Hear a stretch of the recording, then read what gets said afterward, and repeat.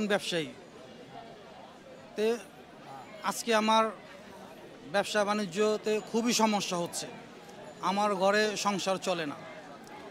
সব কিছু মিলিয়ে আমারও সন্তান আছে, আমার সন্তানদের আগামী দিনের ভবিষ্যতের নিরাপত্তার কথা চিন্তা করে আজকে আমি এই সাধারণ বৈষম্যবিহীন যে বৈষম্য ছাত্র আন্দোলন সংগঠন এদের সাথে একত্রতা পোষণ করতে এসেছি। কারণ আমারও যে সন্তানগুলো আছে এদের ভবিষ্যৎ তো আমি অন্ধকার দেখতেছি। আজকে আমি তাদের সাথে একত্রতা পোষণ করার মাধ্যমে আগামী দিনে যাতে আমার সন্তানগুলো সঠিক সুন্দর একটি দেশ পায় এবং সেখানে সুন্দরভাবে জীবনযাপন করতে পারে, সেই অধিকার আদায় করার জন্য আমি আজকে এখানে এসেছি।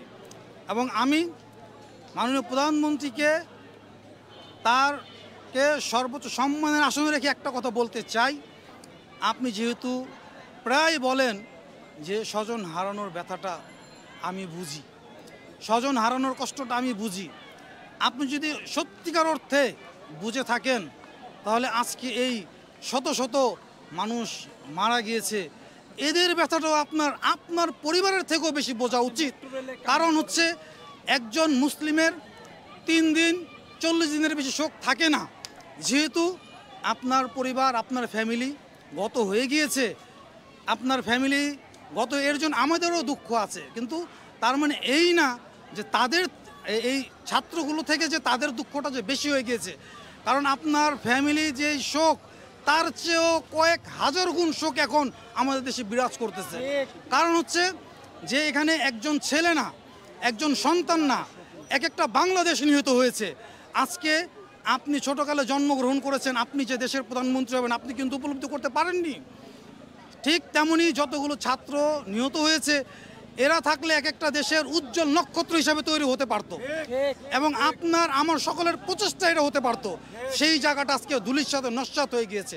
সুতরাং আপনাকে আমি রিকোয়েস্ট করবো একজন সাধারণ নাগরিক হিসাবে যে আপনি আর এই দেশকে সংঘাতের দিকে আপনি নিয়ে যেন না। আপনি এখানে ইস্তফা দেন, ইতি দেন, এতে আপনারও কল্যাণ, দেশের মানুষেরও কল্যাণ। কারণ আজকে যারা রুটি রোজগার করে খাচ্ছে তাদের যে কি দুরবস্থা আপনি সেটা উপলব্ধি করতে পারতেছেন না মনে হয়।